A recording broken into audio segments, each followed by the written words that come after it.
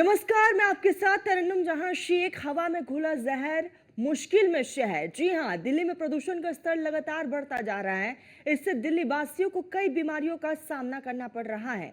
अक्टूबर में दिल्ली भारत का सबसे प्रदूषित शहर रहा, जहां औसत पीए 2.5 सांद्रता 111 माइक्रोग्राम प्रति घन मीटर थी। तो वही स्वतंत्र think tank centre for research of energy and clean air के विश्लेषण से पता चला कि अक्टूबर में भारत के सभी बड़े 10 प्रदूषित शहर राष्ट्रीय राजधानी क्षेत्र के ही हैं। इन शहरों में गाजियाबाद, मुजफ्फरनगर, हापुड़, नोएडा, मेरठ, चरखी दादरी, ग्रेटर नोएडा, गुरुग्राम और बहादुरगढ़ शामिल हैं। तो लगातार आबो हवा जहरीली होती जा रही है। 4 तस्वीरें अलग अलग जगहों की हम आपको दिखा रहे हैं और तस्वीरों से आप अंदाजा लगा सकते हैं कि यहाँ पर स्मोक जो है वो किस तरह से साफ तौर पर देखने को मिल रहा है। सफेद धुंध और सफेद चादर ओढ़े ये शहर की तस्वीरें हैं।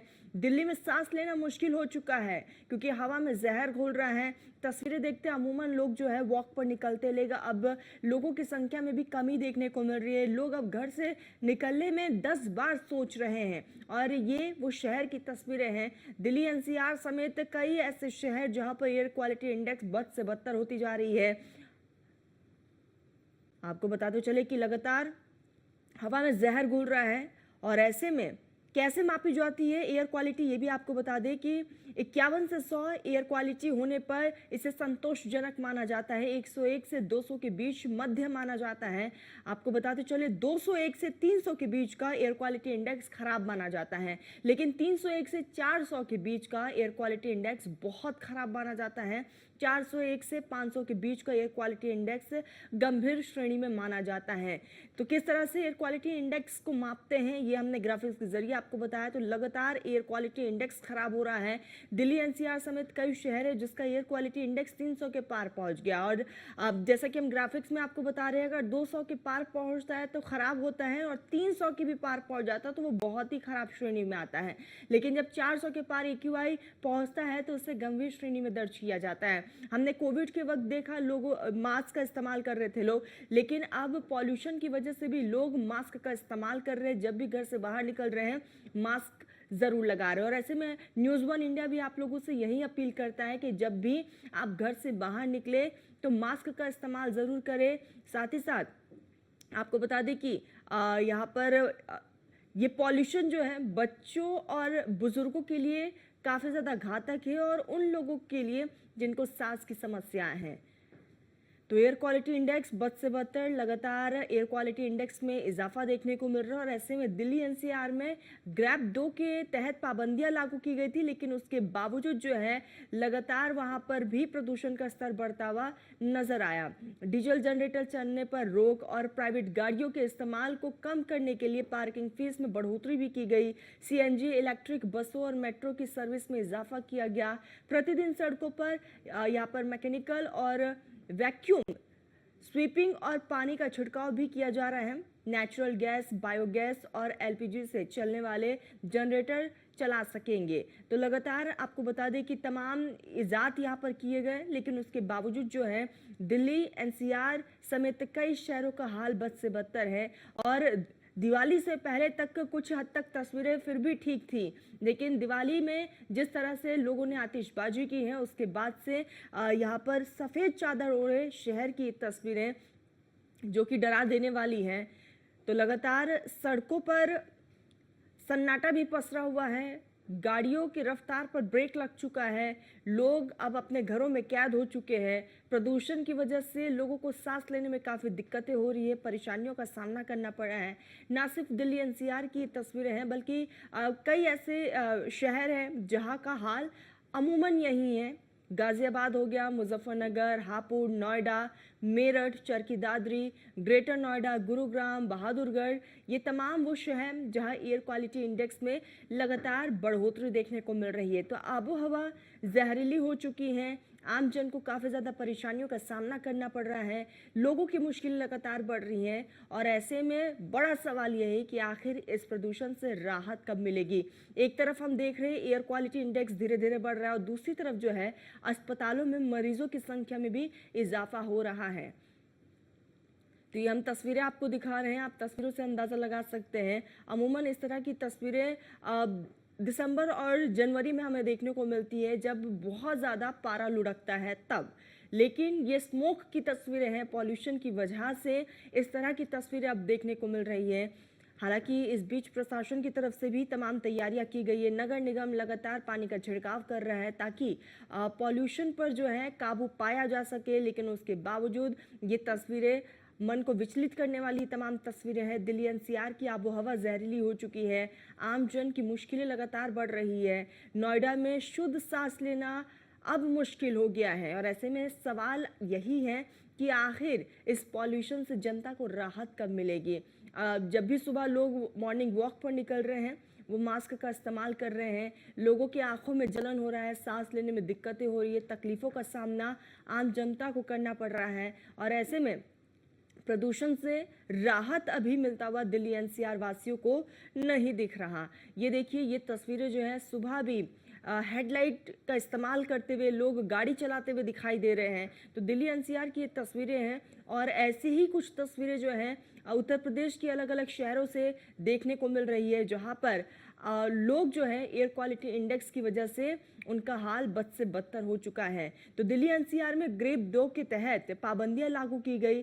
डीजल जनरेटर चलने पर रोक और प्राइवेट गाड़ियों के इस्तेमाल को कम करने के लिए पार्किंग फीस में भी बढ़ोतरी की गई, ताकि पार्किंग फीस में इजाफा होगा तो लोग अपनी गाड़ियों का इस्तेमाल कम करेंगे, जिसकी वजह से पॉल्यूशन पर कुछ हद तक रोक लग जाए। लेकिन उसके बावजूद लोग जो है बेतहाशा अपनी गाड़ियों का इस्तेमाल करते हुए नजर आए। सीएनजी, इलेक्ट्रिक बसों और मेट्रो की सर्विसेज में इजाफा किया गया। प्रतिदिन सड़कों पर मैकेनिकल और वैक्यूम स्वीपिंग और पानी का भी छिड़काव किया जा रहा है, ताकि इस प्रदूषण पर राहत जनता को मिल सके। नेचुरल गैस, बायोगैस और एलपीजी से चलने वाले जनरेटर चला सकेंगे और साथ ही साथ आपको बता दें कि 800 किलोवाट से अधिक क्षमता वाले जनरेटर तभी चल सकेंगे जब वो यहाँ पर रेट्रोफिटिंग करवाएंगे।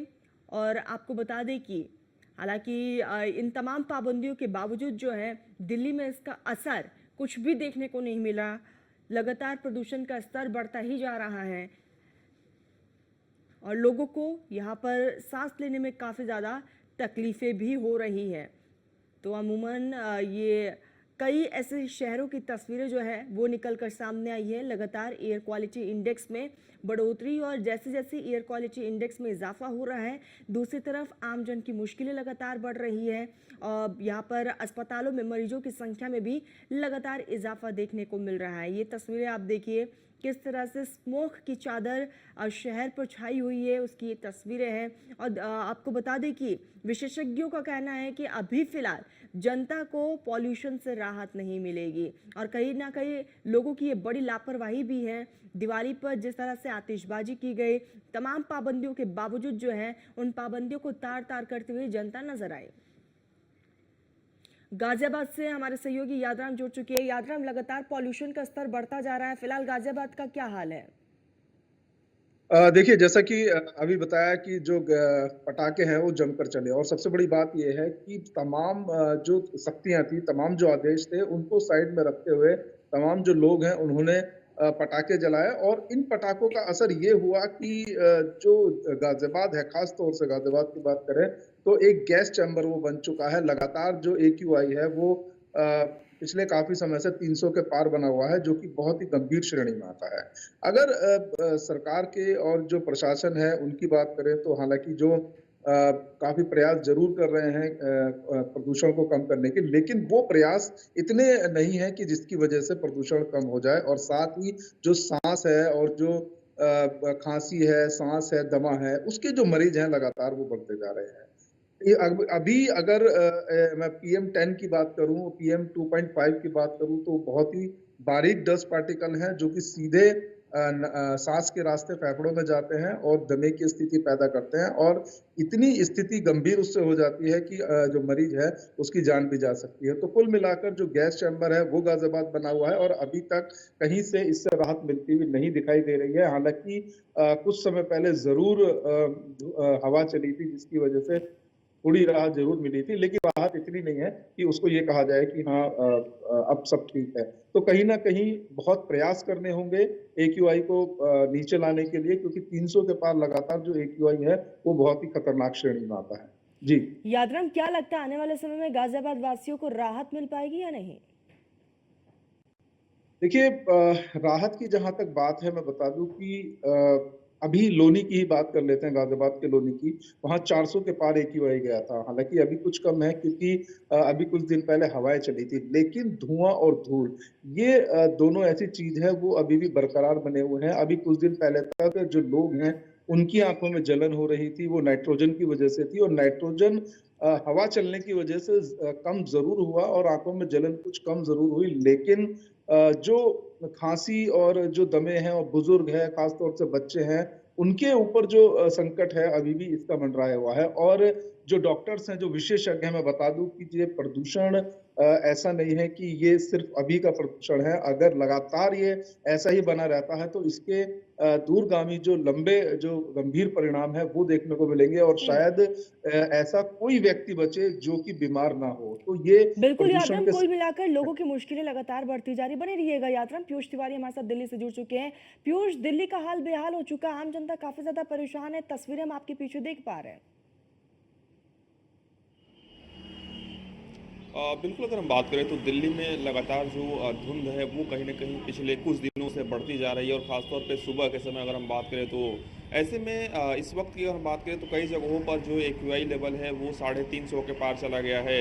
इसके अलावा चाहे आनंद विहार की बात करें, आईटीओ की बात करें, इंडिया गेट इलाके की बात करें, अकबर रोड की बात करें, यहाँ पर जो एक्यूआई लेवल है वो 300 के पार है।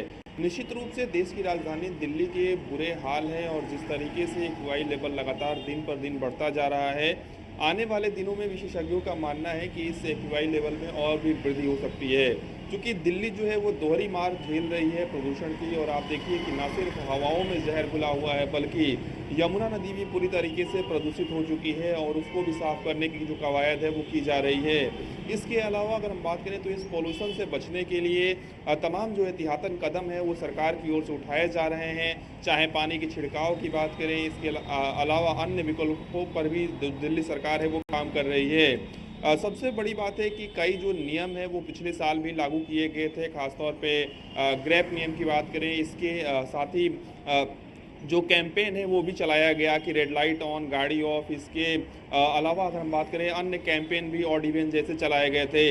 हालांकि पिछले साल भी उस तरीके की स्थिति देखने को नहीं मिली कि पोल्यूशन पर कंट्रोल पाया गया, और इस साल भी वही हालात नज़र आ रहे हैं। इसके साथ ही अगर हम बात करें तो तमाम जो अस्पताल हैं, चाहे वो दिल्ली सरकार के हों चाहे वो केंद्र सरकार के हों, उन अस्पतालों को कहा गया है कि वो भी अपनी तैयारी जो है वो पूरी रखे, यानी कि अगर किसी भी तरीके से पॉल्यूशन से जो बीमारी फैलती है वो मरीज़ यहाँ पर आते हैं तो उनका इलाज हो सके। क्योंकि आरएमएल अस्पताल की बात करें तो वहाँ पर एक बाकायदा जो प्रदूषण जनित रोग निवारण केंद्र यानी कि एक जो क्लिनिक है वो अलग से वहाँ पर बनाया गया है, और वहाँ पर मरीजों की संख्या जो है उसमें लगातार इजाफा हो रहा है। इस बात से अंदाज़ा लगाइए कि दिल्ली के क्या कुछ हालात हैं। इसके साथ ही अगर हम बात करें तो चूंकि मामला सुप्रीम कोर्ट भी पहुंचा हुआ है, लगातार पिछली बार भी सुनवाइयाँ हुई थी, यानी कि पिछले साल की अगर हम बात करें तो, और इसके साथ ही महत्वपूर्ण जो बैठकें हैं वो भी जारी है। सबसे बड़ी बात है कि प्रदूषण जो है वो एक चीज़ से नहीं फैलता, प्रदूषण के कई कारण हैं, चाहे वो गाड़ियों की बात करें, चाहे वो बड़े पैमाने पर निर्माण कार्य की बात करें, या फिर पराली की बात करें। चूंकि पराली को लेकर हाल ही में आपने देखा था कि केंद्र सरकार ने बाकायदा जो जुर्माने की राशि है उसमें इजाफा किया था। इसके साथ ही पिछली बार तो ऐसा राज्यों का भी फटकार कहीं ना कहीं पिछले साल सुप्रीम कोर्ट ने लगाया था, लेकिन चूंकि विशेषज्ञों का यही कहना है कि जो प्रदूषण का स्तर इस तरीके से बढ़ रहा है तो बहुत जरूरी हो तभी आप बाहर निकलें। और यानी ये कहना गलत एहतियातन नहीं होगा कि आम जनता की लापरवाही की वजह से दिल्ली की फिजा में बदलाव देखने को मिला है? देखिए, हमेशा जनता ही दोषी नहीं होती है। सबसे बड़ी बात है कि सरकार और प्रशासन क्या कर रही है। जनता जो है हर जगह रहती है, हर इलाके में रहती है, लेकिन जो नियम है वो उस तरीके से क्यों नहीं बनाए जा रहे हैं जिस पर जनता जो है जिस नियम को फॉलो करे। अगर किसी नियम को बनाया जाता है, जनता उसको फॉलो नहीं करती है तो निश्चित रूप से जनता दोषी होती है। लेकिन अगर सरकारों की ओर से उस तरीके से कदम नहीं उठाए जाएंगे, आप देखिए कि पराली का सरकार क्या कर रही है, चाहे जो दिल्ली के आसपास के जो पड़ोसी राज्य हैं वो क्या कर रहे हैं। एक दो जगहों पर इस तरीके से आपने देखा कि प्लांट जो है वो लगाया गया और इस प्लांट के जरिए पराली के जो वेस्ट है उसको खाद में तब्दील करने की और जो बायोगैस है उसमें तब्दील करने की जो कवायद है वो तो की जा रही है, लेकिन ये जो चंद प्लांट हैं वो काफ़ी नहीं है कि पूरे राज्य की अगर हम बात करें उनके पराली को वो नष्ट कर सके या दूसरे चीज़ों में कन्वर्ट कर सके। तो सबसे बड़ी बात है कि हमें विकल्प तलाशना होगा कि किस तरीके से हम पोल्यूशन को कंट्रोल कर सकते हैं। बिल्कुल पीयूष, इसके अलावा विकल्प जरूर सरकार को तलाशना होगा, आम जनता को भी तलाशना होगा। बने रहिएगा। मेरठ से हमारे साथ अतुल दुबे जुड़ चुके हैं। अतुल, दिल्ली एनसीआर का हाल तो बेहाल है, मेरठ का क्या हाल? और देखिए, लगातार अगर मेरठ की बात की जाए तो प्रदूषण की चादर इस वक्त लोगों के लिए सरदर्द बनी हुई है। लगातार अगर पॉल्यूशन की बात की जाए, पॉल्यूशन के चलते लोग परेशान हैं। दूसरी तरफ अगर बात की जाए, जहरीली हवा के बीच सांस लेना मुश्किल हो चुका है। पश्चिम उत्तर प्रदेश के अगर मेरठ की बात की जाए, एनसीआर क्षेत्र की अगर बात की जाए, तो मेरठ में लगातार प्रदूषण का कहर देखने को मिल रहा है। एक्यूआई लेवल की अगर बात की जाए तो 300 पार कई जगहों पर मापा जा रहा है।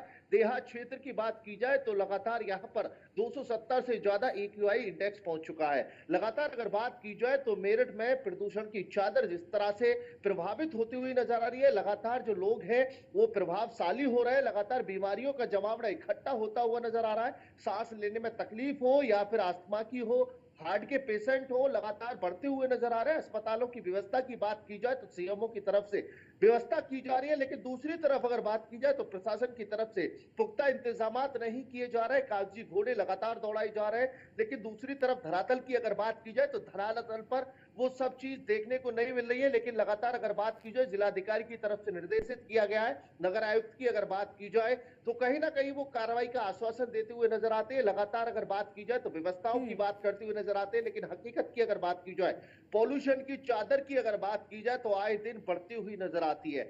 तो अगर सुबह के वक्त की अगर बात की जाए, जो लोग घूमने के लिए निकलते हैं वो कहीं ना कहीं अब घर से बाहर निकलने के लिए तैयार नहीं हो पाते हैं। लोग बिल्कुल मॉर्निंग अतुल, वॉक पर यानी कि नहीं जा साफ पा तौर रहे पर हैं, आम क्योंकि जनता यहाँ पर परेशान है। अतुल, यादराम, पीयूष, आप तीनों हमारे साथ जुड़े, बहुत बहुत शुक्रिया आप तीनों का। तो लगातार पॉल्यूशन की वजह से लोगों का हाल बेहाल हो चुका है और ऐसे में हम आप लोगों से यही अपील करते हैं कि जब भी आप घर से बाहर निकले मास्क का इस्तेमाल जरूर करें।